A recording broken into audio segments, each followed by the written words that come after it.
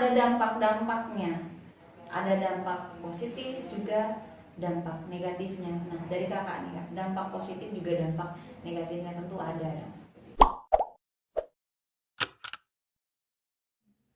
Kalau dampak positifnya tentu banyak sekali. Saya pun merasakan gitu kan, seperti yang dari awal tadi saya sampaikan, itu kayak mempermudah kita untuk mendapatkan informasi kan dari media sosial. Apapun itu kayak dengan mudah, asalkan kita mau cari, tinggal kita ketik, kita search, langsung dapat gitu kan positifnya. Ya betul.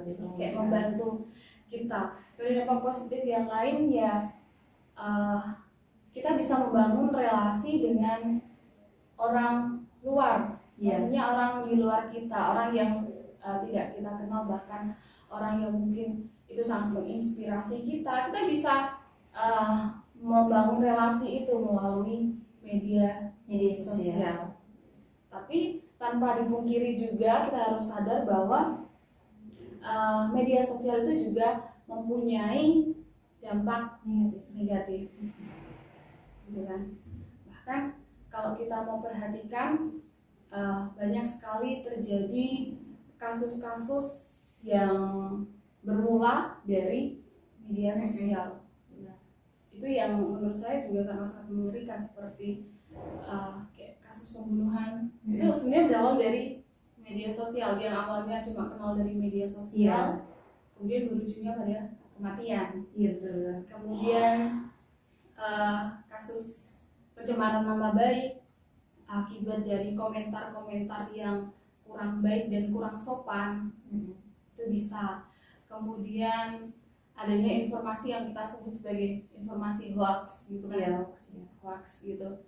Itu sampai saat ini pun kayak kita masih sering dengar hoax gitu kan, karena memang ini sih yang menjadi dampak negatif dari media sosial itu, karena belum adanya penyaringan informasi secara tepat untuk disampaikan ke khalayak umum, sehingga pesan yang diterima itu sebenarnya tidak benar, kurang benar, belum benar.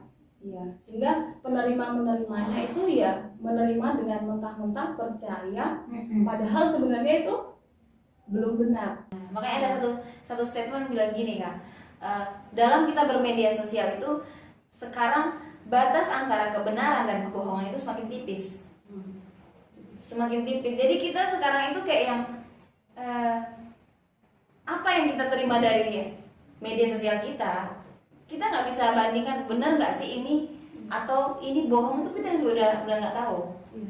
Makanya pentingnya sekali untuk kita bisa bisa menyaring ya, seperti apa yang kakak bilang tadi, bisa menyaring kembali, karena dalam bermedia sosial ini juga ada bahayanya, apalagi sekarang sudah muncul undang-undang ITE. Ya, sangat-sangat membantu karena ya dilihat hoax ya, berita-berita hoax, juga pencemaran nama baik dari media sosial, juga penipuan-penipuan ya, dimulai dari ya banyak sih. Kalau pengalaman saya secara pribadi, ada tetangga saya ditipu emas sampai sekian ribuan, itu dari ini Facebook ya, dari Facebook ya ditipu. Tapi yang bagaimana orangnya pun kita nggak tahu, tapi ya terlanjur percaya kan, karena orang tua kita ya rata-rata mereka yang generasi di bawah sebelum generasi Z itu kan pada saat ini gencar-gencarnya juga mereka ikut bermain namanya media sosial itu. Tapi sayang sekali karena mungkin kurangnya edukasi, mereka percaya seperti itu. Jadi memang banyak dampak positif yang kita dapat dalam kita bermedia sosial, tetapi tidak bisa dipungkiri kalau ternyata ada juga dampak negatifnya. Nah kak, bagaimana sih kak seharusnya yang kita lakukan, cara cerdasnya kita supaya kita bisa terhindar dari dampak positif negatif ini, cara cerdasnya? Mungkin tadi sedikit saya tertarik dengan statement tadi gitu kan, bahwa adanya media gitu kan, media sosial ini gitu kan, kebenaran dengan kebohongan itu kayak nggak ada lah, bukan tipis lagi, kayak sudah nggak ada atasnya.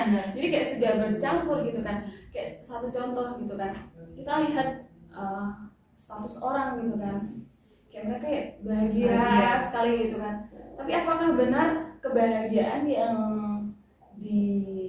Sayangkan lah. iya ditayangkan atau di post mereka itu kayak benar-benar kayak yang bahagia yang joyful kayak gitu, atau ya cuma enggak gitu kan, Konten misalnya. ya untuk konten, karena banyak sekarang itu kayak hanya untuk konten gitu kan, cari like gitu kan, dan sehingga kayak kita susah kan, kayak bener mereka ini orang ini kayak merasakan kebahagiaan itu atau tidak gitu. Atau di sisi lain kayak orang ini kayak sedih sekali gitu kan, bener nggak ini sedih, kayak kita bantu perlu kita tolong sekali atau ada itu kan. Jadi kayak kita sendiri pun nggak bisa lagi mengatakan itu benar-benar kebenaran atau kebohongan. Nah itu jadi kalau menurut saya itu ada dua pihak gitu kan, yang harus benar-benar dikatakan bijak untuk cerdas dalam bermedia. Dalam kasusnya yang tadi kita sudah sama-sama bahas, yaitu sebagai sumber dan juga penerima, karena media ini adalah di tengah-tengah mereka kan sebagai perantara. Jadi untuk sumbernya dalam menyampaikan informasi atau menyampaikan tentang apapun yang ingin disampaikan seperti itu kan, kembali lagi harus lebih bijak. Jadi harus tahu apa yang menjadi privasinya dan tahu apa yang memang benar layaklah untuk diposting seperti itu, gitu kan. Jadi lebih bijak lagi, misalnya kalau itu memang benar-benar privasi, ya sebaiknya jangan, gitu kan. Lebih baik menggunakan buku diari kah, ditulis untuk dokumen pribadi gitu kan, daripada harus diekspos dan ujung-ujungnya nanti merugikan diri sendiri. Nah masalahnya pada saat ini masih banyak sekali yang belum bisa memilah-milah hal itu. Jadi masalah pribadi mereka diketahui banyak orang, kemudian orang lain misalnya menghujat lah atau apa yang sering sekali kita dengar gitu kan. Akhirnya timbullah konflik dan lain sebagainya, saling menyalahkan dan lain sebagainya. Itu mungkin satu cara bijak untuk cerdas bermedia dari sisi sumbernya. Kemudian untuk sisi dari penerimanya, kembali lagi tentunya harus lebih bijak dong gitu kan. Kalau misalnya dapat informasi ya harus benar-benar di cross check, maksudnya cek kembali benar nggak sih. Misalnya kan kadang ada yang buat informasi-informasi yang salah gitu kan, misalnya di daerah ini terjadi ini, benar nggak sih gitu kan. Harus kita cari ke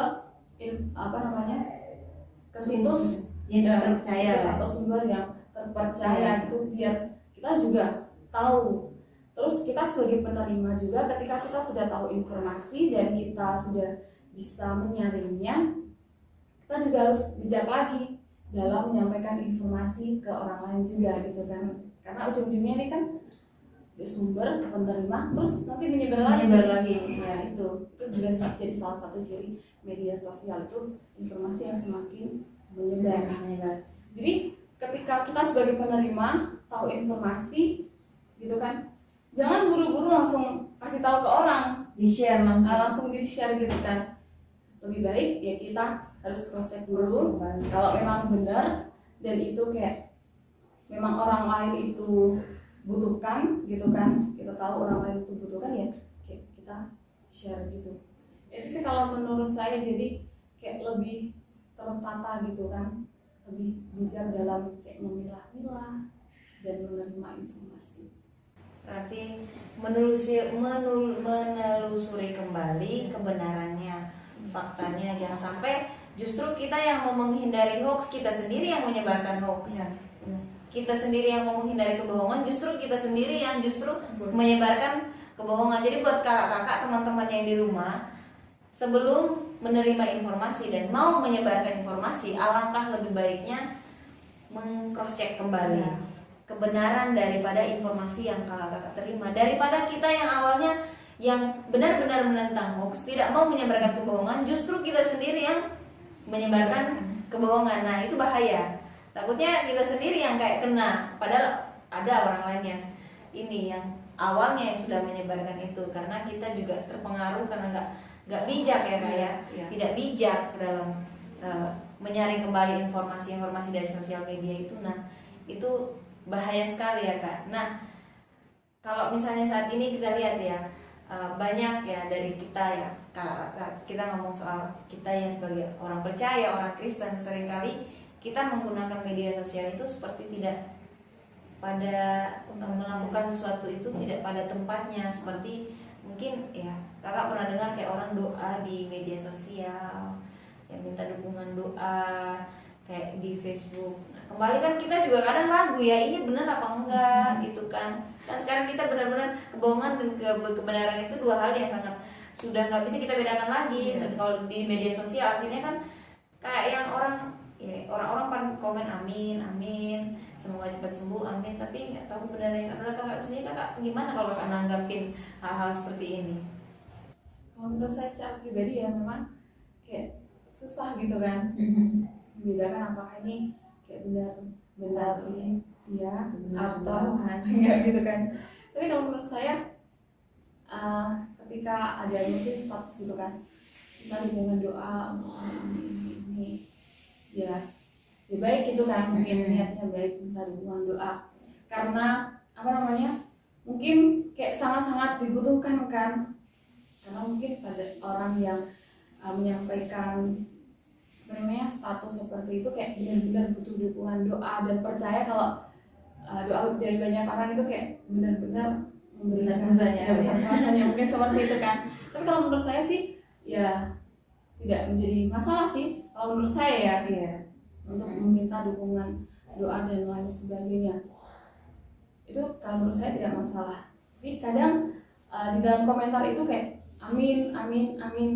Nah kita juga perlu tahu apakah benar-benar aminnya buat apa aminnya sebenarnya? iya aminnya benar-benar sudah berdoa amin Atau hanya ketik-ketik aja gitu ya. Jadi kalau untuk hal ini kita tidak bisa berkomentar terlalu banyak gitu kan, karena orang punya perspektif, orang punya apa namanya caranya masing-masing, orang punya apa namanya caranya masing-masing gitulah dalam menanggapi dan lain sebagainya. Tapi karena ini kan di ranah teologi sebetulnya kita menanggapi secara teologi, jadi ya sedikit kurang tepat kalau menurut saya, karena takutnya nanti malah menimbulkan sesuatu hal yang apa ya kurang baik gitu. Nah buat kakak yang di rumah, menurut kakak sendiri gimana menanggapi hal-hal seperti ini? Nah bahayanya kadang itu ada yang comot-comot ayat Alkitab seperti itu, kayak yang gini, sembahlah aku maka aku akan memberikan semuanya kepadamu. Kalau dengan ayat ini kira-kira mau bilang amin apa enggak? Ya kan? Itu hati-hati karena ini bukan perkataan dari Tuhan, tetapi ini perkataan dari iblis ya kan. Kalau teman-teman di rumah kakak baca dari Injil Sinoptik ya bisa tahu itu tuh bukan perkataan dari Tuhan tapi perkataan iblis. Nah ini bahaya sebenarnya. Takutnya orang nggak tahu cuma ngetik amin amin amin ya. Jadi buat kakak di rumah, gimana pendapat kakak-kakak mengenai hal-hal seperti ini? Pembahasan kita sangat menarik. Saya harap semua bisa stay tune dan terus nonton. Nah kak, berarti dari semua pembahasan kita ini berarti memang penting sekali edukasi digital. Penting sekali menanamkan pemahaman yang benar bukan kepada kita sebagai generasi Z ya, anak-anak kuliah sekarang, tetapi juga penting kita memberikan edukasi digital bagi anak-anak atau adik-adik kita yang masih usia SD lah ya, karena kita lihat itu sekarang itu mereka juga nggak bisa lepas dari sosial media, takutnya mereka juga terjerumus ke hal yang salah seperti itu. Nah, tanggapan kakak terhadap edukasi digital seperti ini, dampak positifnya tentu pasti adalah.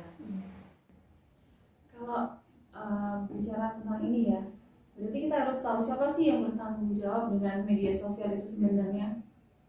Ya kita semua gitu kan, kita semua yang sudah kenal media sosial ya kita sendiri yang bertanggung jawab untuk kita sebagai pengguna tahu caranya memakai media sosial dengan baik. Jadi tidak hanya dibebankan pada satu generasi saja ataupun satu pihak saja, tetapi kalau kita sudah berani memakai media sosial gitu kan, ya kita sendiri harus bertanggung jawab buat diri kita gitu kan. Artinya kayak kita mau mawas diri gitu kan, mawas diri gitu untuk menggunakan media sosial itu.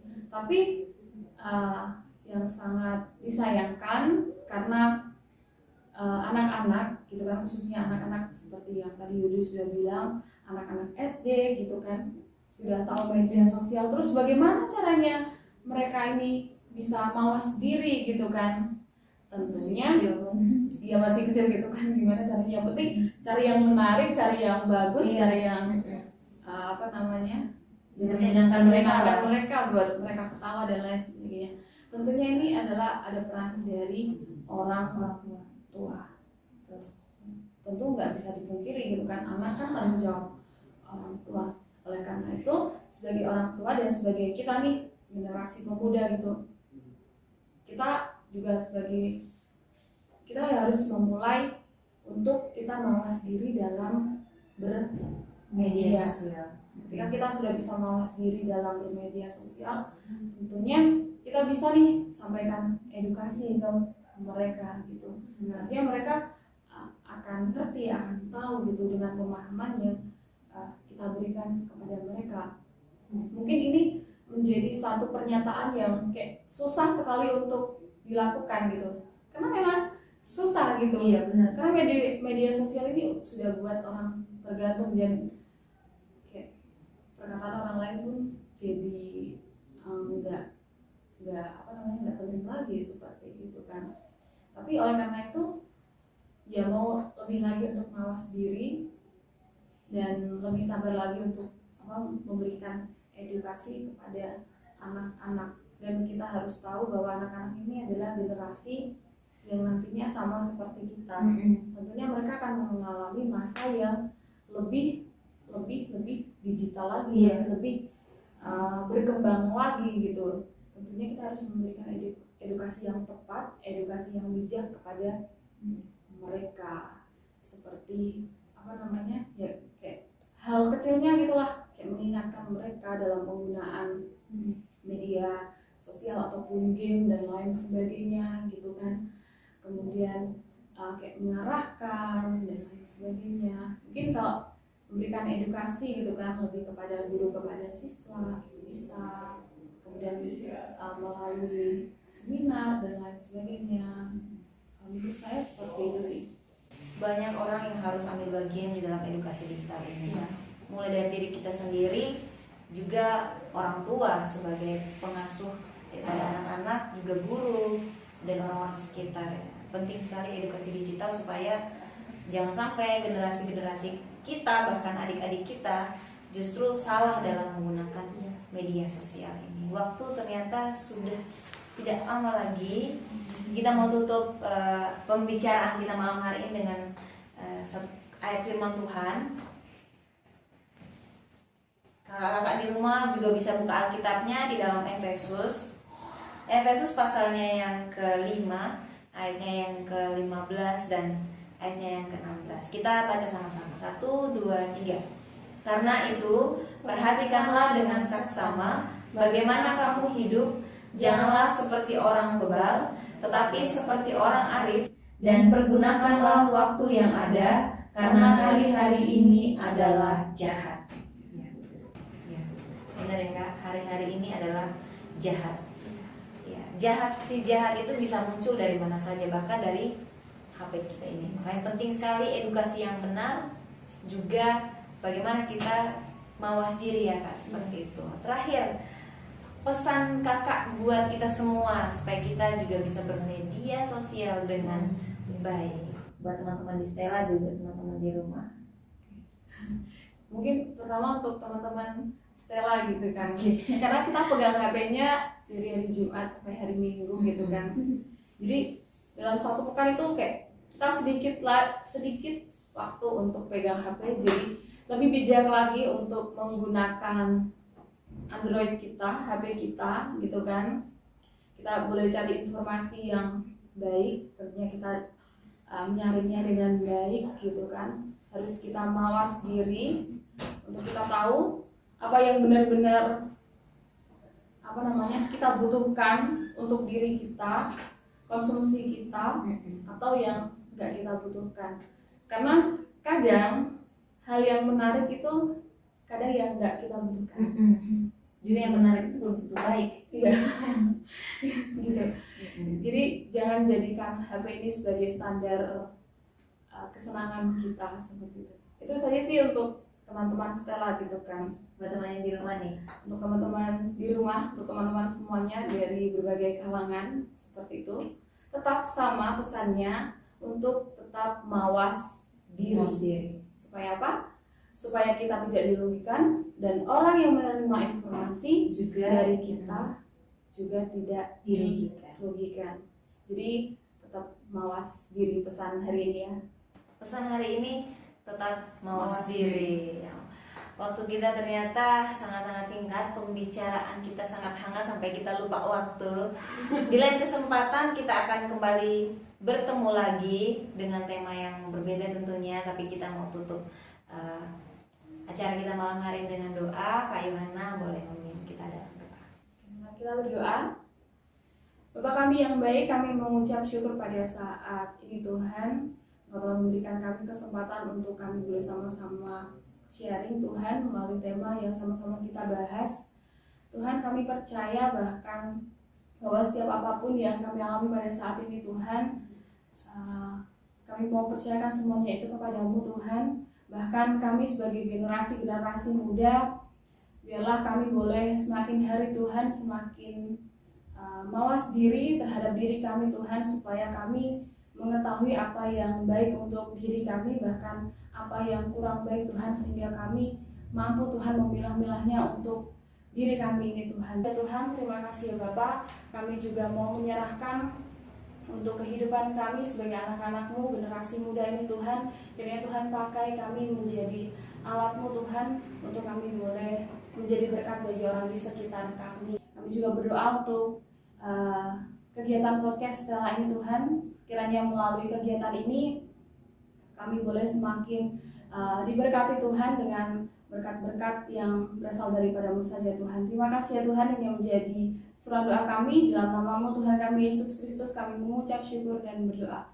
Amin. Terima kasih buat kakak-kakak semua yang sudah menonton. Juga terima kasih kepada Kak Yohana yang sudah meluangkan waktu untuk sama-sama sharing dan membagikan berkat untuk kita semua. Di lain kesempatan kita akan mungkin bisa bertemu kembali dan berbincang-bincang dengan topik yang berbeda. Terima kasih untuk waktu kakak-kakak semua untuk boleh menonton. Di lain kesempatan kita bisa. Terima kasih, shalom.